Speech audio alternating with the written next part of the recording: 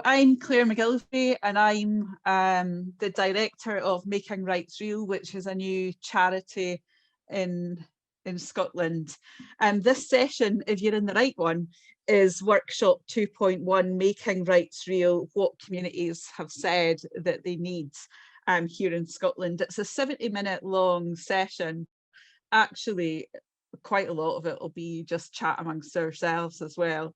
So you're welcome to be here. Our tech expert guru for today is Michelle.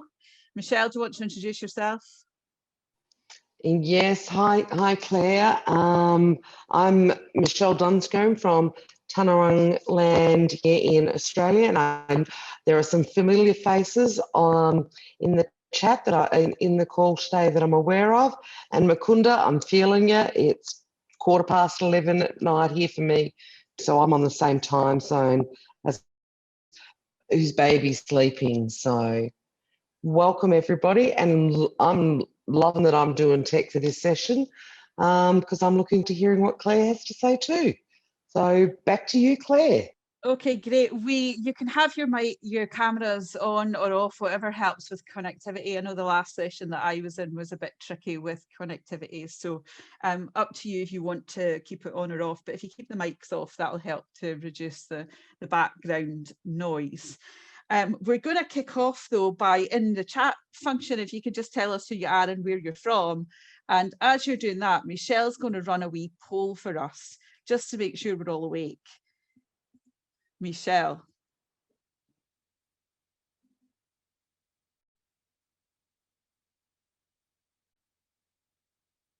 Okay, so where's your time zone? Where it is it the middle of the night, morning, afternoon, or evening? How are you doing right now? Not sure, feeling great, could be better. And how much do you know about human rights? I don't know much about human rights. I know a bit about human rights, or I'm a human rights expert. So those are your three questions. And once you've submitted them, Michelle will give us the rundown of what the results are. I feel like we need a drum roll for this or something, but I don't have any sound to help us along with that. Okay, Michelle. Fantastic. I'm going to share the results. I think we've got nearly everybody's responses. So I'll share the poll so that you can all see. And for most of you, it's the afternoon, which is fantastic. And I love that, well, it's actually, some people are not sure how they're feeling, others are feeling great, which is good. Nobody's hand up to be a human rights expert, Claire, so I'm assuming that must be you then, because we're all here knowing not much or knowing a little bit. So there we go. Thank you. Back to you, Claire. I'm in the knowing a little bit as well, to be honest, because I think, you know, my learning about human rights as a community worker over the last 5 or 6 years has been like going up a mountain. You know, you feel like you get to the foothills and then you realise that, oh my God, there's still a Himalaya that I've got to climb in terms of my knowledge and understanding. So I'm probably a bit of a not quite sure what about human rights as well.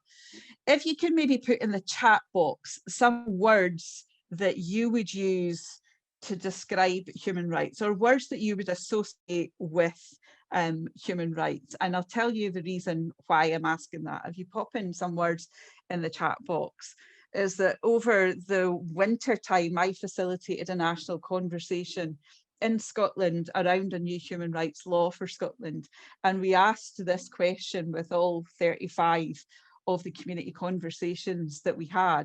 And it was interesting to see what people associated with human rights. So I'm just curious to see the words that you would use if someone asked you, what do human rights mean to you? Or what words do you think about when you think about human rights? So just pop in the chat box. Okay, duty bearer obligations. Human beings are created in the image of God, which shows how much value we have. Dignity, fairness. Dignity and fairness came through a lot in the conversations that we were having nationally here. Justice, yeah. Okay, keep that dialogue going in there, and we'll come back to some of that later on. So today's workshop will be kind of part presentation and part chatting. So we have a bit of a time to do a little bit of a presentation, and then actually I want to spend most of the time just chatting to people. So I'm going to share my screen, which should work. And Michelle will tell me if it does or doesn't. Michelle, is that working? All good, Claire. We can see that beautifully. Smashing. That's great. So that's me, Claire McGilvray, the Director of Making Rights Real in Scotland. I'm on Twitter at Claire_MacG and at Rights Real. If you're not following Rights Real, then do go ahead and follow us. And hopefully I'm going to talk today a bit about the human rights landscape in Scotland, what's happening, because we're at a bit of a new trajectory here in Scotland. And I'll talk to you a little bit about that, about how we use a rights-based approach in practice, and what communities have said in Scotland they need to make rights real. And then we'll have a bit of a workshop discussion. So where we're at in Scotland is quite a strange kind of position around human rights. We have one position where the United Kingdom government is pushing us in a direction which is regressing some of our human rights frameworks that we have here in Scotland. So exiting the European Union has had a bit of an impact in terms of our human rights here. And the government is looking at reviewing the Human Rights Act, which we've had for 20 years. We've also had 10 years of that neoliberal agenda, which is causing a big impact on the most marginalised folk. And we've seen with COVID that there's been a really strong impact on the most marginalised people in terms of their human rights in the UK, as we've seen globally as well. So on one hand, we have some regressions of our human rights. And on the other hand, we have a bit of a policy sphere in Scotland, which is moving the trajectory of human rights forward. So we've had a national task force looking at human rights and looking at ways to bring human rights into our frameworks in Scotland, like a new performance framework. We're talking about human rights budgeting nationally, about how the public purse is spent. So there's a bit of a twin track approach here in Scotland, and it's important that you have a bit of that contextualisation. But the big gap is between what the government says it's going to do in Scotland and what it actually does in Scotland. And there's a big accountability gap there in terms of, okay, we might be saying that we have great human rights here, but actually, what does it mean in practice? But there are some moves forward to incorporate children's rights and to incorporate a new Human Rights Act into Scottish law, which we don't currently have. And that will mean that we'd be moving forward in a bit of that trajectory. In terms of the participation policy context in Scotland, I'm not going to talk a lot about that, but that's a picture of our Citizens' Assembly here in Scotland. And I've got some links on there, which I'll make available afterwards. And that's if you're interested in how participation works in Scotland in terms of the legislation, in terms of the way that people can be engaged and involved. And this last one at the bottom here, the Social Renewal Advisory Board, which was about looking at how do we come out of COVID and build forward better. I don't like build back better, because back was rubbish anyway for the most marginalised folk. How do we build forward better? So I'll just leave them there for you. Afterwards, we'll send it round and you can have a wee look at those, or open the dialogue with me afterwards. So what about human rights in practice? Because they're a bit kind of airy-fairy and up at the UN level for a lot of people in terms of human rights. And this quote for me really strikes to my heart. And that's from Eleanor Roosevelt, who, when she was presenting the UN Declaration of Human Rights in 1948, said, "Where do universal human rights begin? If we don't have them in our everyday places, then actually we don't have them anywhere. So how do we actually make sure and support communities to have those rights in practice?" So I'm going to talk a little bit about the housing rights and practice work that I was involved in over a 4-year period. And it was a project with the Scottish Human Rights Commission, a wee tenants group in Leith in Edinburgh, and Participation in the Practice of Rights, who are a Belfast-based organisation in Northern Ireland and have been doing human rights work for many years. And we were talking about the right to adequate housing because we were working with tenants who had really poor housing conditions. If you ever want to talk about the right to housing with me, you could have me the whole day because I love talking about it, and I'm not going to talk about it the whole day here. But these are some of the provisions of the international human rights standards around the right to adequate housing. I don't know if you know about the panel approach, give me a thumbs up or otherwise if you do. But the panel approach is about a human rights-based approach in practice, and the participation is that the people who are most marginalised or furthest from the table are able to take part in discussions around what society delivers for them and how they can actually be engaged and involved.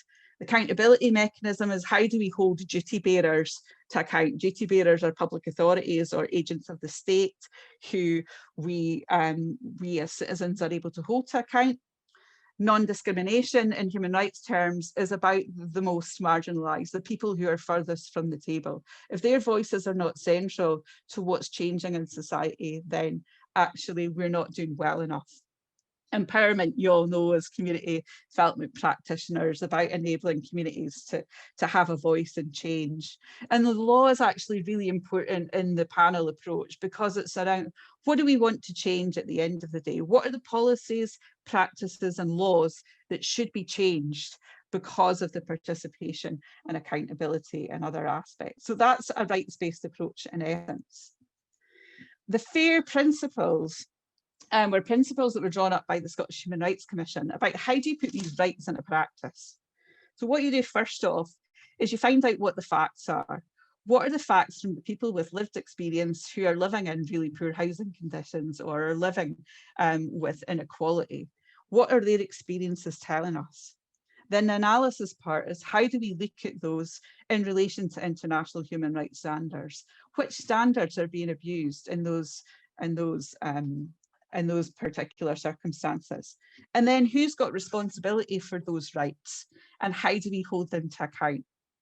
And then the final aspect is about how do we review and get communities to review and monitor those rights in practice. So I'm going to tell you a little bit about some of the housing conditions of people who I was working with in Leith and Edinburgh. They had really poor dampness around their homes. This is mould around homes. This is local authority housing, by the way.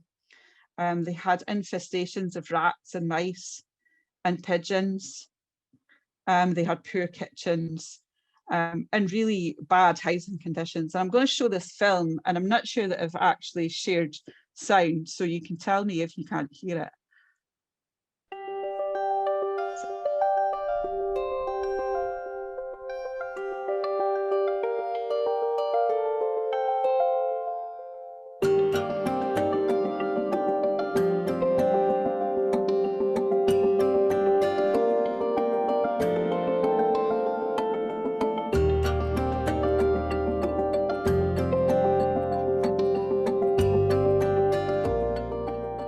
This is my neighbour's bedroom. It's got worse since I last seen it. You tend to just think that that's the way you live. That's what you're entitled to. It's all mould. It's dried out at the back of the wall and it's like a sponge. At one time when I moved in here in 1999, I wanted to buy this house. But now I wouldn't give it away to anybody.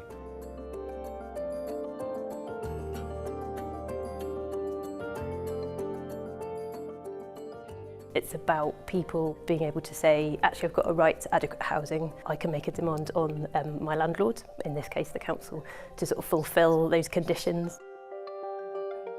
I've got high blood pressure, I've got kidney trouble, I've got liver trouble. All since I've come here. Now I never had a tablet, I wouldn't take a tablet till I come here.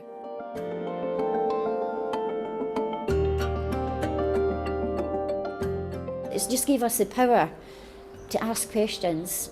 It's no about attack. It's about communication. It's about listening. Taking a human rights-based approach is much more about the residents taking control. They've learned about the human rights indicators, they've learned about monitoring, they've learned about participatory action research and how to carry that out. I really need to do this. It's good for me. I feel there's a bit of hope.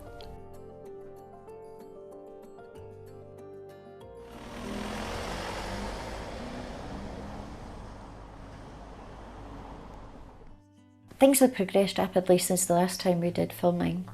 Previously there had been so many empty promises, and we had to explain to the council that taking a human rights based approach is about participation on an equal level.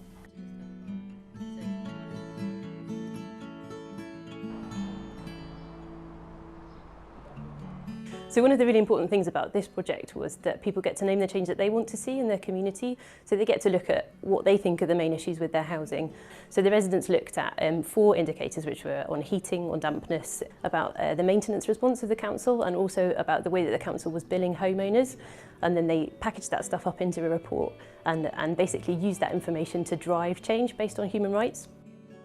Once they knew we were getting on with each other, I mean, we weren't barking at them or anything like that, then it went from distrust to actually I quite like them.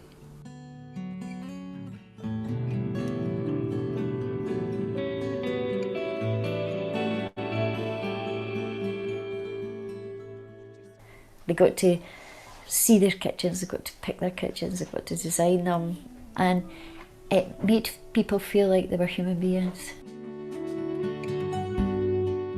It has helped improve my mental health. It felt like it was actually personal to myself what they were actually doing, and so actual wants and needs were taken into consideration. They've all had a new kitchen and bathroom, new windows fitted, the dampness problems are being addressed, and they're getting a new roof on their building.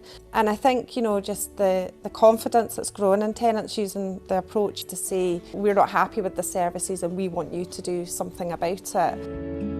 We get caught up in our own services and our own budgets, and sometimes we forget about the people who are at the centre of them. So it is really helpful for all our services, whether they're housing or anything else in the council, to think about those from the perspective of the person who's engaging with it. And a human rights approach gives us that perspective that should be ingrained not just in housing services but across the council.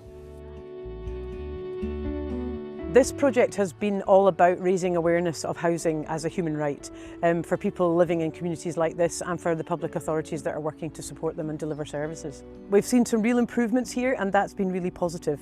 The challenge is in bringing long-term culture change to embed a rights-based approach into the heart of policy making, service design and delivery is a longer-term piece of work. That's a challenging piece of work, and it's a challenge for us all.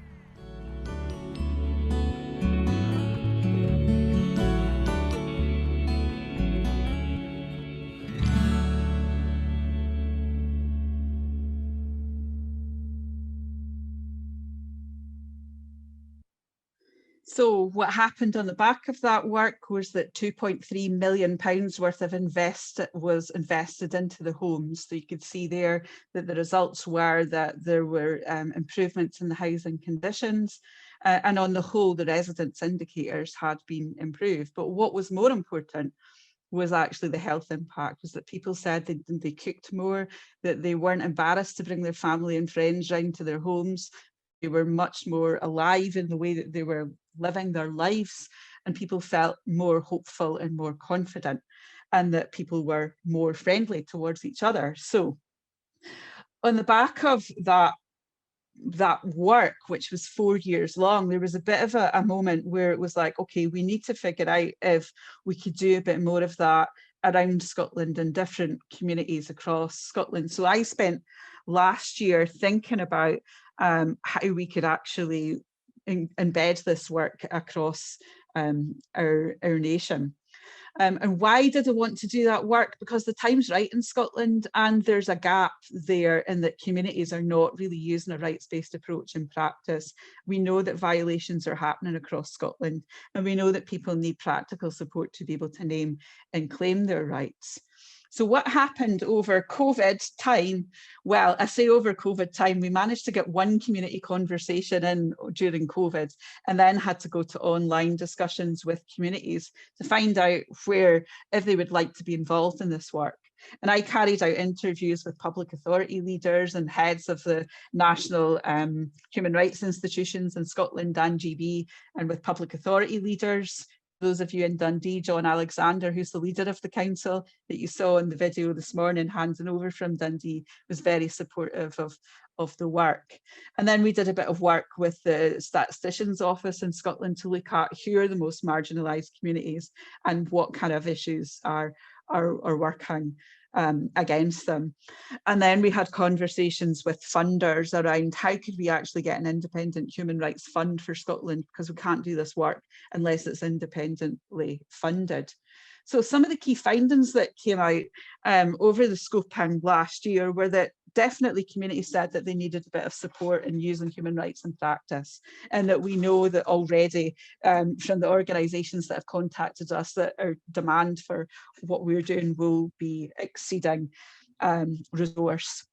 There's not that much work in Scotland around human rights accountability at the grassroots, but we know that there's big significance to this work nationally and internationally. We had folk from Harvard University and Maynooth in South Africa in contact with us around the work, so there is significance to that work.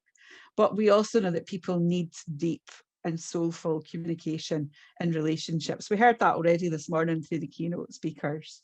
Because this happened over COVID, we found that people are exhausted, absolutely in trauma state by losing people in their lives, just by being online, by lockdown. Certainly in Scotland, it's been quite severe lockdowns for some communities, and that we know that there are really disproportionate impacts and very wide range of human rights violations here in Scotland, which seem to have been exacerbated by the COVID experience. We also found that third sector organisations are afraid of poking the bear. And I don't know if that's an international kind of phrase or not, but kind of means that if third sector or voluntary organisations are funded by the state and then try to speak truth to power, they're often told to be quiet. So that was a bit of a perception in third sector, but public authorities said, nah, that doesn't happen. You know, actually, that's a bit of a fear that's overplayed. And that duty bearers, public authorities are a bit scared of human rights and using a rights-based approach because it means public and open accountability, and that we need a kind of whole system approach to this. People who were involved in human rights work felt that they needed a human rights defenders network and support, so that if you are speaking truth to power and you put your head up above the parapet, it's really easy for that head to get chopped off in a metaphorical way. But actually, we know that power responds to people who are collectively raising issues. And we saw that in the LEAF project as well, that people you know, were suddenly found that their council tax bills over 20 years were re-emerging and needed to be looked at by the local authority when it hadn't been for a long time. We also saw, though, that the data in Scotland around human rights abuses is not great. It doesn't give intersectional data, and it's not granular enough to be able to say that this community, for example, Gypsy travellers, are affected disproportionately by human rights or accommodation rights. And we also found that Scottish funders are interested in funding a human rights-based approach, and we're moving forward with that in Scotland to bring funders together to hopefully set up an international human rights fund with Scottish funders and others supporting human rights funding in Scotland. So that's fantastic move forward. Communities, what they said they need information and community development support to name and claim their rights. You don't know what your rights are, you can't claim them. And if you don't know how to go about claiming your rights, then it's really difficult to be able to hold public authorities to account. But they also wanted solidarity, that sense of Ubuntu that we've heard about already today. How do we engage that and bring people together so that people who internationally and nationally here in Scotland are working on human rights issues are connected and have that deep soulful connection to be able to say, here's what's going on for me, and it's difficult or it's easy. independent funding not tied to the state, and law and culture change that will support accountability for human rights abuses. I don't know what it's like in other parts of the world, but if you're trying to raise a human rights issue here with a state party, it's really difficult to jump through the hoops that you have to get through to be able to move forward. So that's kind of what communities have said they need. And that's my presentation, almost over. So last year we set up Making Rights Real as a new human rights organisation in Scotland, and the purpose of the organisation will be to support communities to name and claim their rights and use human rights in practice, and encourage other organisations and community third sector organisations to use a rights-based approach in practice. So we're brand new, less than a year old, but with a big vision to be able to support the practice of human rights. So it's over to you, really. And I guess maybe instead of, I don't know how many folk we've got in our group here, it's maybe just better that we all just together answer some of the questions. Has anyone got any questions first off from that presentation? Because I realised it was a bit of an assault. Anyone got any questions?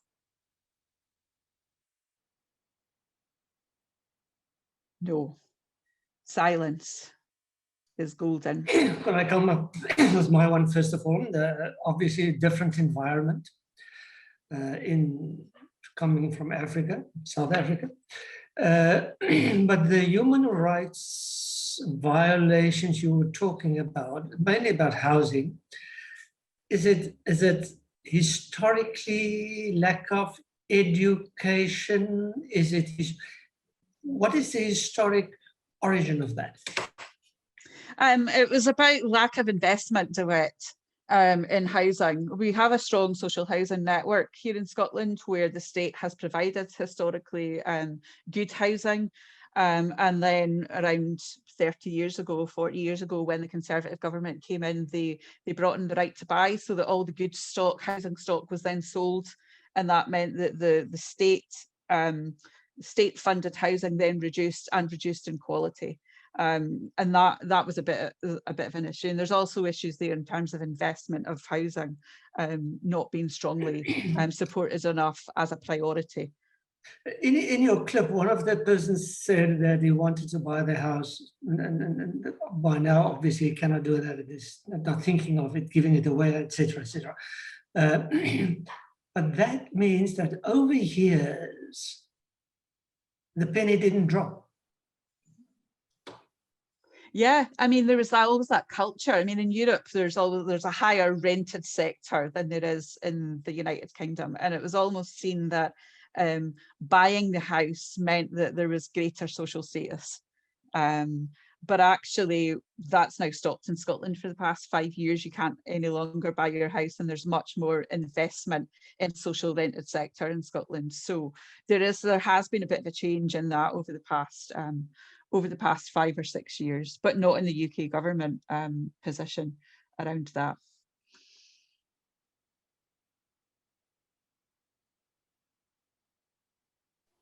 I can see that Karen's got her hand up there for you, Claire. Oh, Karen, sorry, I didn't spot that. That's all right. Hi, I'm Karen. It's 6 o'clock in the morning over here, so I apologize. I have my camera off. This was really interesting to me, and because we work in a field where disability inclusion, where human rights violations occur at every front and every aspect in whatever sector you're looking at. I just loved listening to this sort of practical application of making rights real. And I'd like if you could talk a little bit about how you chose housing, or because how you helped people connect the issues they were having. First of all, why housing, which fantastic, absolutely. But second, how you helped people understand that as a human right, that it's not just my issue, my problem with my house. Great questions. How we chose housing was, at the time I was working for Edinburgh Tenants Federation, which is Federation of Tenants Organisations, and that was the issues that were coming up. So I was already working in the housing field. How we're now going about this and making rights real is we're about to have a big national conversation about where our first work will be, because it might not necessarily be in housing. The application of international human rights standards, you're right, goes across a whole sphere, including disability rights. And so we're not sure where our first book will be. So that's another conversation that's still to come. How we introduced, practically speaking, the human rights elements was, first of all, people went round chatting with their neighbours to find out what the issues were. There were 180 houses, and people talked to each other about what the main issues were. When they'd come together to choose 2 or 3 issues, which were about dampness and about the maintenance and around infestations, it was then literally we gave them the UN Declaration of Human Rights and said, go and have a wee look at that and see how does that actually fit with your experiences. And people were like, oh, right to housing, didn't know how to right to housing. And then we gave them the documents around the right to housing and from the UN and said, okay, the bits in there which were in relation to habitability standards were that you should have housing which is, you know, accessible, that it's, you know, it's free from dampness, and people were able to really immediately see, my rights are not being upheld here. This is not my experience. So it was very much kind of a practical conversation over a 3 or 4 year period with people to then start to say, okay, if your rights are not being upheld, what are we going to do about it?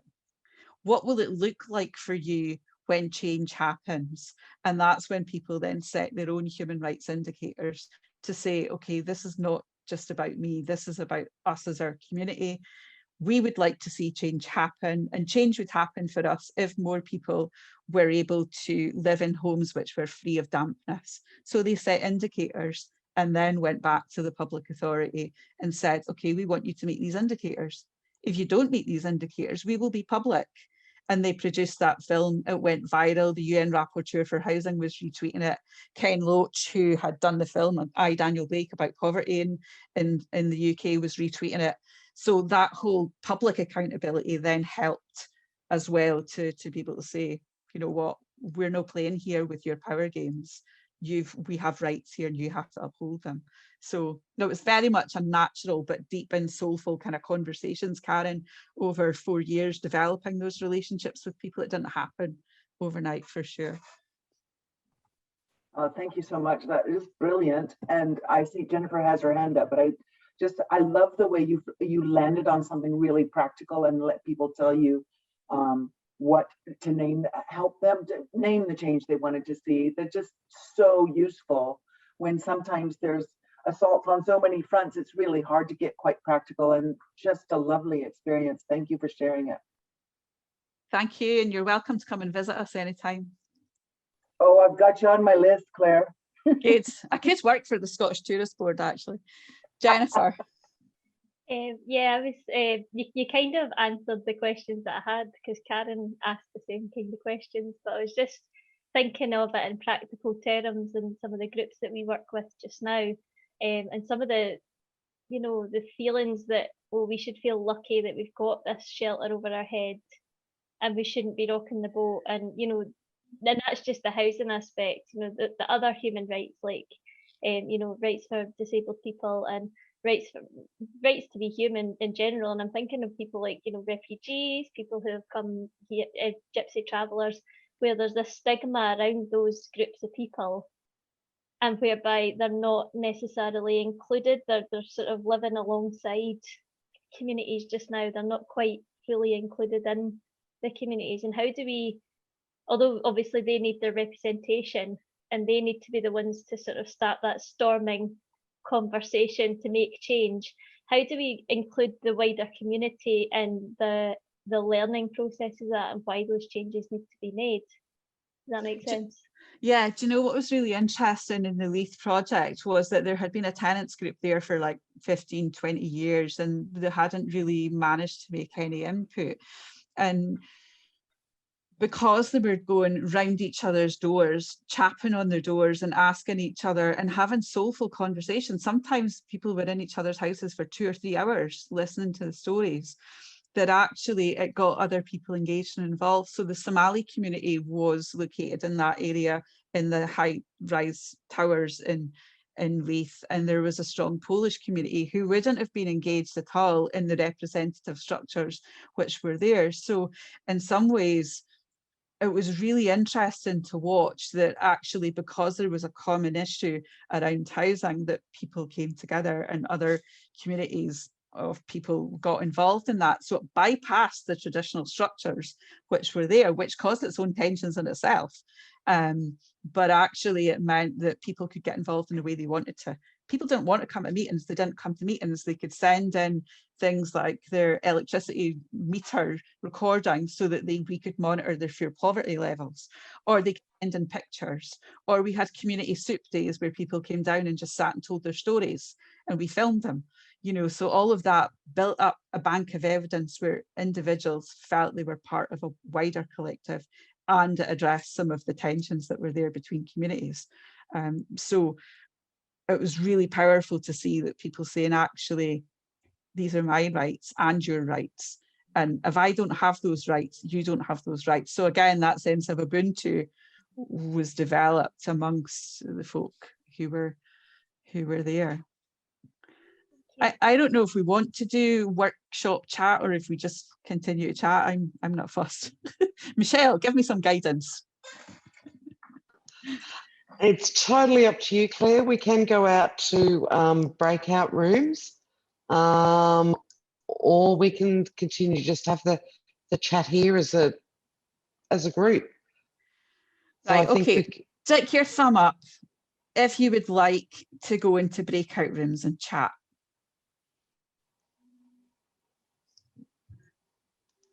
Right, that's a resounding no. So we'll just continue. Absolutely. Well, let's just continue to have a blether then. Okay, fire open. We can just ignore the questions that are in there that I put forward. The dinghy. Let's have a look what you're saying. I can't see. I need my other specs on as well.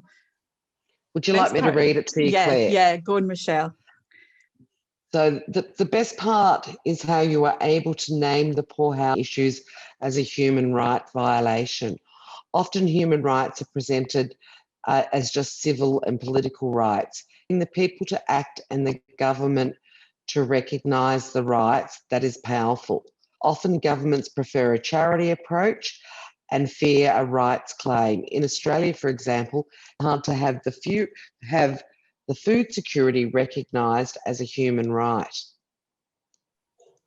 Nadunka, I'd love to hear more about that, because certainly the right to food is part of economic, social and cultural rights, and part of the right to an adequate standard of living. And there's been a bit of a movement here in Scotland. Nourish Scotland, if you've not come across them before, look them up. They're fantastic and they're doing great work around rights. Nadunki, tell us more about that rights-based work in Australia. You know, there we are. Yeah, I'm on. I was on mute. Sorry. Yes, I think what has happened in Australia is that the government is very reluctant, even at the international level in conferences. Australia and the United States started out in opposing recognition of right to food as a right. They will give people like what the Social Security payment or also called unemployment benefit, but to recognize the right to food has been very difficult.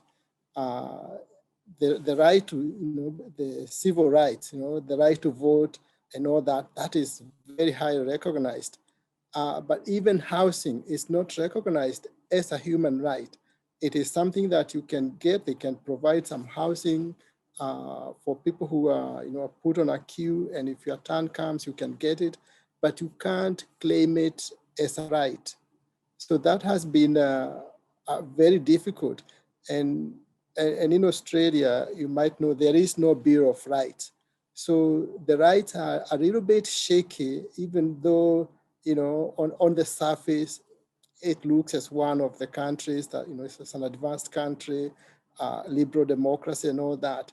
But when it comes to, you know, concrete rights, like, you know, the Bill of Rights in a country probably like the United States, it is difficult.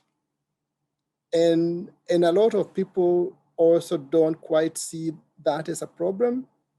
They say, well, everything is basically okay. So if it's not broken, why fix it? And then the people who are, you know, at the bottom, who are, you know, like the people you are talking about with housing problems, they also don't quite see it that way as a right. They see it as a personal problem. If only I could get a better job, I might be able to fix this. But they don't see that they have that right to a job, a right to proper housing and, you know, things like that. So it's sort of at several levels. Yeah, has anyone got any thoughts about that?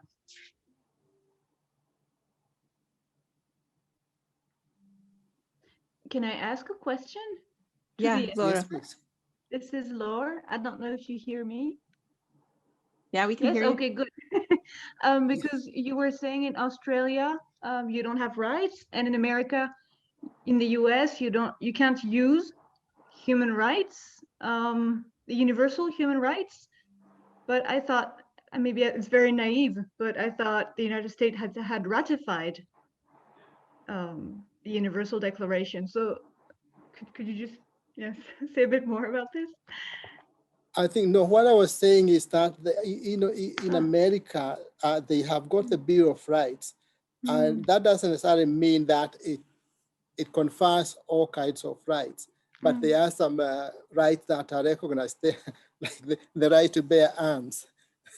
True. So that, you know, at least that they can use that as a basis of to claim that right. But I was saying, in Australia, the government has been very reluctant to accept that there be a Bill of Rights that will confer those kind of rights. And I'm saying that the other problem is that people also are reluctant to sort of move to that. Even, for example, there was a time, there was, you know, quite a number of years ago, 20 years or so, where the people had where there was a referendum, and people would not even vote for a referendum to have the right to religion accepted as a right, and particularly the religious people are worried that having that right might mean some minor religions being recognized, and, you know, so the mainstream churches were a little bit suspicious of that, and so it was rejected.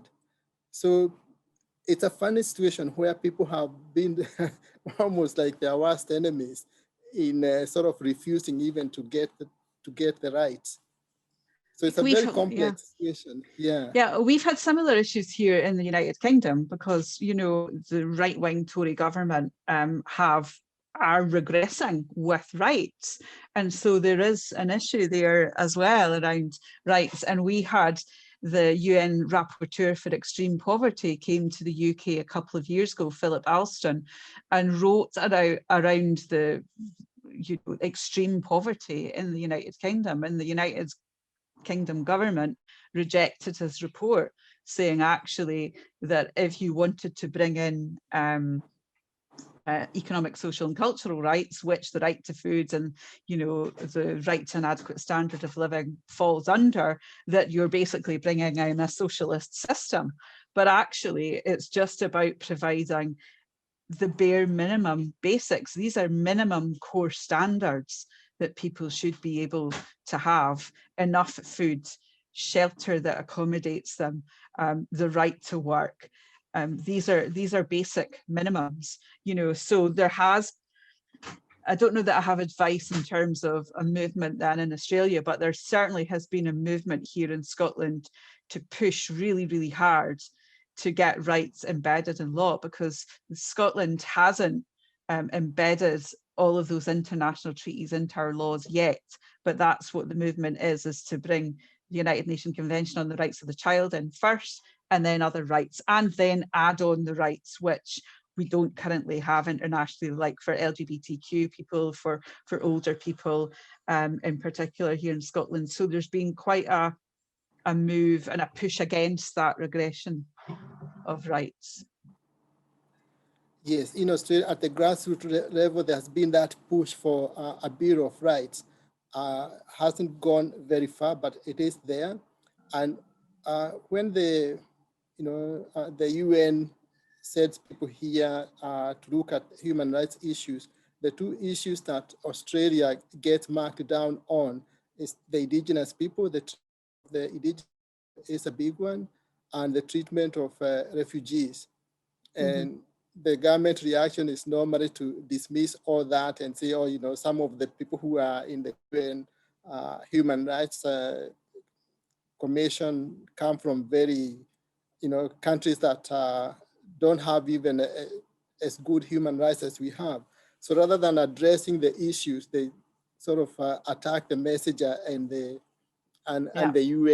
UN's record on human rights and so forth. I mean, that's a common response, actually, is to pick on the human rights defenders who are raising their voices. A common response. So from what you've heard today, are there things that you could do in your local community or in your work to be using a rights-based approach? Can you think of examples of how you might want to use this going back to your workspaces when you finish the conference? Michelle? And whilst everybody thinks about that, Jennifer's got her hand up there. Sorry. So Jennifer, would you like to ask your question of Claire? Thank whilst goodness everyone's you're here, thinking Michelle, about how or they I'd can get do it. sacked. Sorry, no, it's fine. I've just put the wee hand emoji up. I should really just wave. That's the easier way, isn't it? Yeah, I just wanted to, when we're speaking about rights to food and rights to homes and stuff, I was thinking about how difficult it can be for some people to recognise that as a right and not almost like a begging for help situation in Scotland just now. We set up a food larder in our community very recently to try and help people through the lockdown primarily, but it's developed into being clearly needed longer term. And there is still a lot of stigma to do with the idea that you're asking for help when you come to these things. And it's the same with housing. You're asking for help when actually you should be standing up and saying, no, it's actually my right to have access to these things. And it's just, I just wanted to highlight that stigma, because I think that's something that when you're speaking about the right to vote, it's very much fought for and given to you, and you're told you vote here. You don't have a lot of work to do to make sure that you can get the chance to vote. So that's clearly a right, because you are able to just go and do that. And where you're not able to just go and do that, it's often dismissed as, oh, well, that can't be my right then, because your other rights are held up. So why wouldn't that one be held up? Is that clear? I'm a bit of a waffler, so I'm sorry. It's clear and it's common. And there's a lot of food banks here in Scotland who are starting to look at that charity element and saying, actually, is that good enough? So I don't know if you know Broken Up Broken. It's a charity in Kinross. I can put you in touch with them afterwards, but they're starting to look at, actually, this just giving food is dehumanizing, because people should have enough money to be able to provide for their families. And how can they do that on a cash basis? And then how can you do that in a way which is then challenging the government to make sure that there isn't a right to an adequate standard of living, and a right to social security which provides enough to at least have the basics. So there is a bit of a movement there, but you're right, the stigma of poverty is awful. And it's processes as well, Claire. You if you're looking for a food bank referral in Scotland, you're having to tell your life story to a stranger. initially who'll then say whether or not you can go. And if you've had more than, I think it's 3 months now, you're not eligible to get food anymore. You know, and it's a very clear, we are giving you this food as a luxury. You should be grateful for this.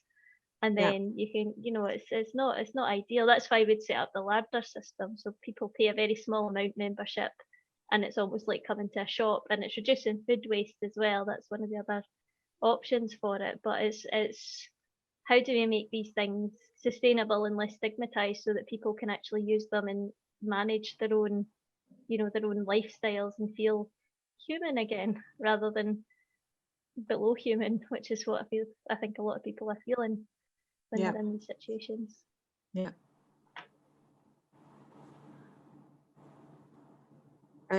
Robin. I can't find the hands up for anything, so I don't know what to do, but I've just come posted in. right inside, so I can't even see when people have got their hands up either. So yeah, me either. I'm useless host. I just posted a comment, I suppose, just in terms of what can be done practically. So I think that you said that making rights real is national, or is operating nationally. So I suppose like we've talked about, it'd be useful to like, at least make communities aware of what their rights are. Because I think there's a complete lack of awareness, I think, at that level. I mean, even I'm not that particularly clued up on the UN human rights.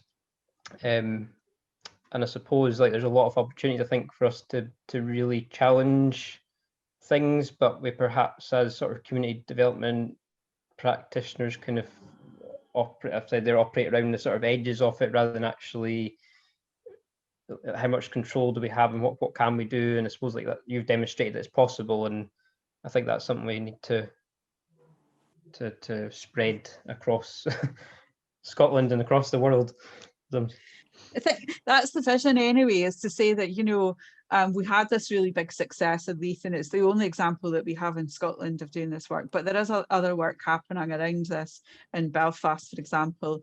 If you look at pprproject.org, they're doing incredible work around human rights in relation to mental health, in relation to the right to work, the right to food, housing. So we will be operating nationally, but we're literally still getting set up and running.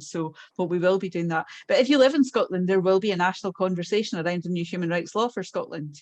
So that's going to be coming in this programme of government. For those of you that don't live in Scotland and want to be connected to that, follow us on Twitter, and you'll see what's going on in the progress as the national trajectory changes here towards much more practical examples.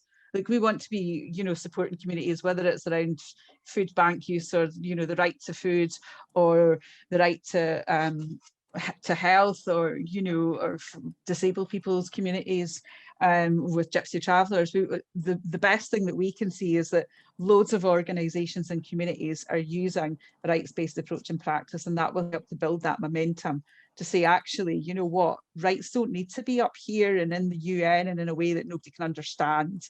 They actually are for all of us where we live right now, and we need to be able to name and claim them. Sorry if that was a bit of a waffle as well, Robin. Yeah, no, that was really interesting. Like, because I've also been looking into things recently as well around the sort of things like the sustainable development goals, and it feels like a lot of these global sort of what would you call them, policy, something like that, they kind of get lost as they sort of, or our governments maybe sign up as a sort of to make themselves kind of appear like they're supporting it, but it's not actually translated down at a local level. Yeah, and that's the big accountability gap. That's why communities need to be holding public authorities to account in an open, public way. And that's what a rights-based approach does, is that it puts people right at the heart of who are experiencing human rights abuses, turning that power relationship round to say, actually, we have rights, you have responsibilities, so deliver them, and we'll hold you to account in a public way, which you won't like. So happy, yeah, I've put my email address in the chat there, so if anybody wants to have a blather anytime, I'm happy to do that. I think we've got about 3 minutes left, have we? I don't know, what was the timing for this one? Or have we got plenty of time left, Michelle? No, we have about 14 minutes left. All right, smash in. So we still have a bit of conversation. And I just wanted to respond to something Robin was saying then. I think part of the issue with Western countries is that they think sustainable development goals belong to developing nations. And particularly, if we move, national governments might, agree with them, etc. But by the time it gets down to that local authority level, there are a lot of local authorities that don't even know what the sustainable development goals are, let alone be doing anything towards them. A lot of people, even I would love to say that all of our elected councillors knew what the UN Human Rights Charter was, but I would doubt it. So I think that sometimes that's that speaking truth to power, and it's not somebody else's job. It's all of our jobs. So yeah, but it's just interesting. I see that a lot here in Australia, that it's like, yeah, you wonder how it gets weakened and watered down by the time it gets actually to that community level. Yeah, and you know when. Sorry, oh, sorry, Claire. Well, when I was in India, when I was in India with the ICD Practice Exchange, we were looking at the SDGs, and I was blown away that every community that we visited in India knew what the Sustainable Development Goals were, knew what they were talking about, could name them, could frame the work that they were doing in the SDGs right at the grassroots.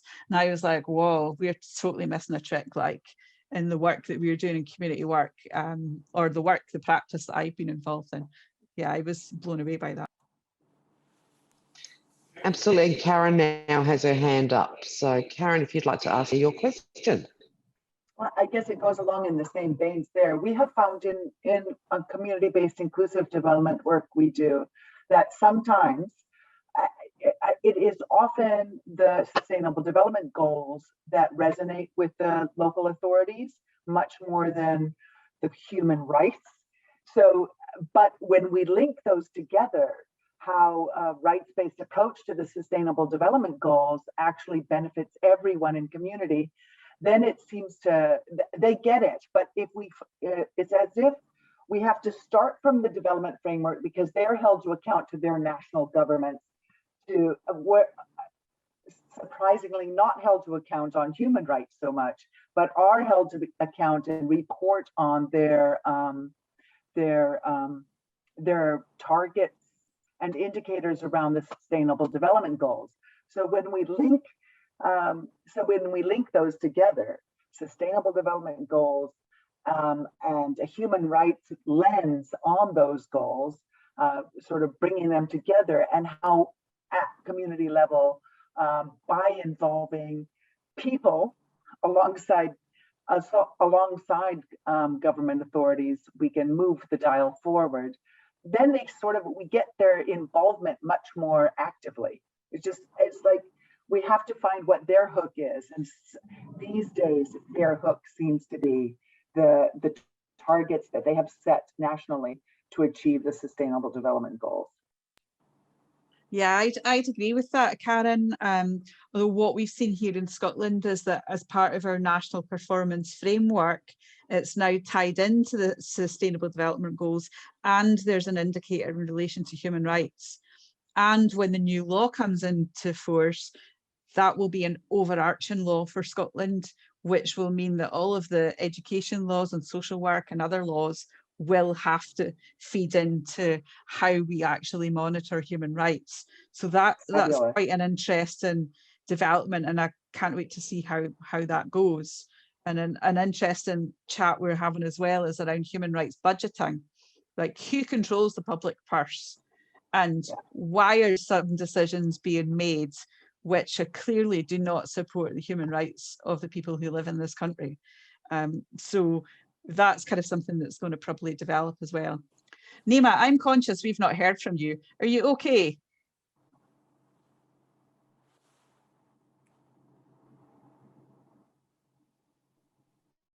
You're on mute, and happy for you to chat. Tell us who you are.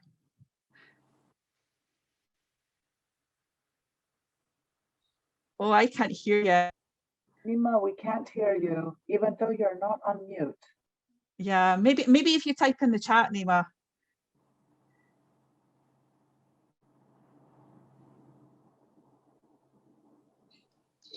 And Jennifer has her hand up for you as well, Claire, while Nima's I can't typing. see hands up. It must be my screen. Right, anyway, hi, Jennifer. Hiya. I was just thinking about what you were saying, you know, with governments, and I was thinking the governments that come into this country are there for 4 years and don't seem to be trying to develop a legacy in the way that historical governments created these sort of big changes towards human rights. They seem to just, as long as they do something that's making a name for themselves in those 4 years that they're in power, once they move out again, it doesn't matter what they've created just goes to pot, you know. And I'm thinking of like when Trump lost to Joe Biden and Joe Biden came in and just undid a lot of the work that he did. Not saying either way what was good or bad, but you know, it's just this idea that everything can just be undone. I think the key thing is informing the people at grassroots level so that these things can't just be undone. You know, if they're voting for something, and politicians in this country are so clever at making things seem like it's what you want, you know, especially the Tory governments when it comes to down south, and it almost feels like you're facing a brick wall, and how do you climb this brick wall to try and make sure that people have the capacity to make an informed decision? How do you bring that human rights lens over everything that's happening to say, is this actually working towards human rights, or is this working against human rights? Is this taking away human rights? I don't know the answer, but I'm just thinking that that's something that we maybe need to consider when we're working with these smaller groups, is bringing a human rights perspective in while we're into the most like seemingly small issues. Because if, like it said earlier, if there's no human rights in the smaller areas, then there's no human rights, you know. Yeah, I totally agree with you there. Yeah, completely agree that we need more people to be able to name and claim their rights, and to have those rights embedded in law and people and processes, and people to be able to hold them to account is the only way that I can see the shift happening. 5 minutes. You just muted yourself then, Claire. I know, I'm telling you, it's like you'd think I'd know that by now, like 18 months into a lockdown and working from home, that I can actually operate Zoom. I'm just saying that we're just waiting on Nima putting in a wee point in the chat as well. Can I say as well, I love Dungie's kitchen table talks idea. That looks amazing. I love that. I might steal that for some of our work. Good. And Jennifer, I'm happy if you pop your details in the chat that I can send you, because I was actually involved in the kitchen table conversations across my federal electorate. I can actually send you them all.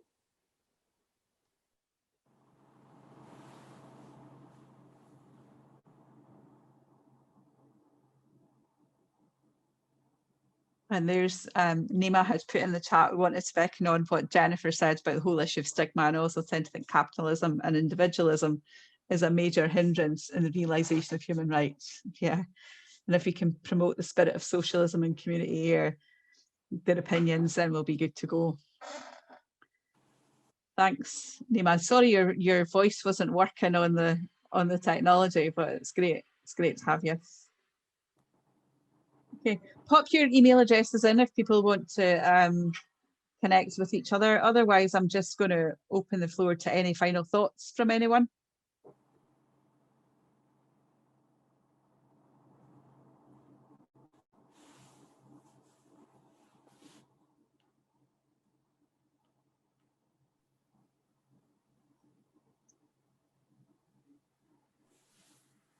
Now, Dungie, and you look like you're about to speak. No, I just had the camera off. But yeah, maybe not necessarily the final word, but just to thank you. I think what the things that you are saying and the things that you have done are very informative. I teach human rights, and I challenge students to take some action. And it's always very interesting to see how naive they are when they come and their understanding of human rights. And they always tend to think when they start that human rights abuses don't happen in a country like Australia. They just happen out there in the third world countries. But towards the end, when they understand human rights more, they realize that human rights abuses do happen virtually in all countries. And so it's really wonderful to see them grow and get that understanding.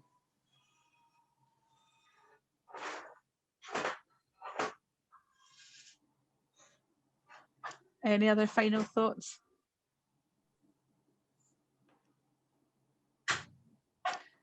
Nima, you might have to chat in the chat box, Nima. I still can't hear you. Oh, sorry.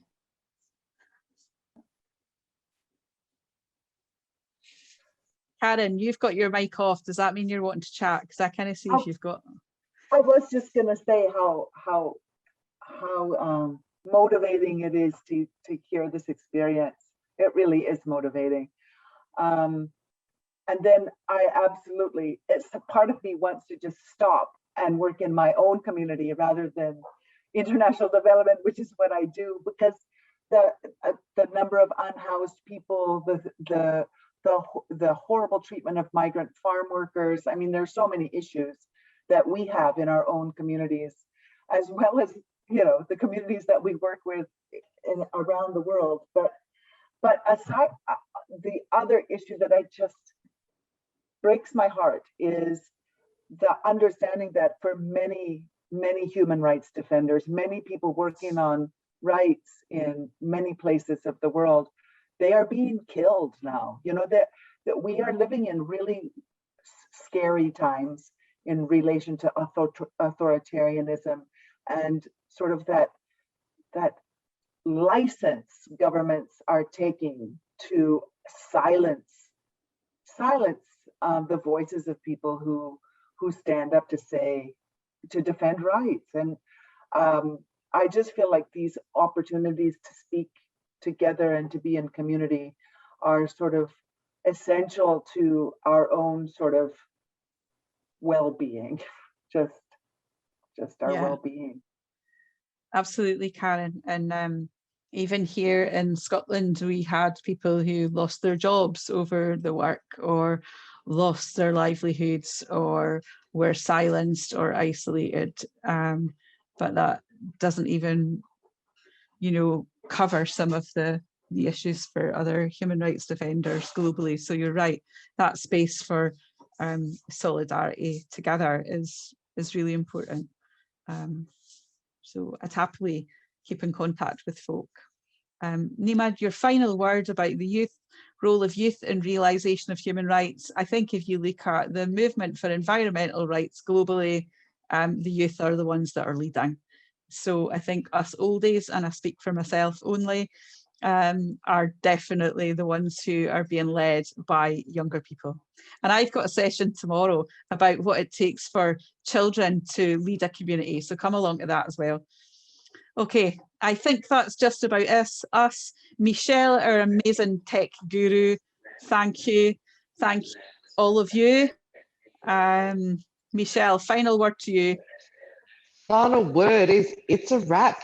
Thank you, everybody. And it's great to see everybody putting all of their emails in the chat.